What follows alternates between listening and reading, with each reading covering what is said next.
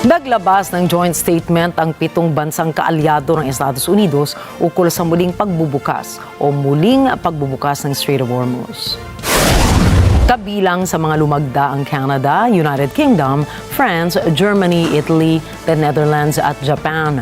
Sa pahayag, kinondena ng mga lider ang ginawang pag-atake ng Iran sa mga hindi armadong sasakyang pandagat na bumabaybay sa Gulpo, maging ang pag-atake nito sa mga civilian infrastructure, kabilang na ang mga oil at gas installation, maging ang pagpapasara ng Strait of Hormuz.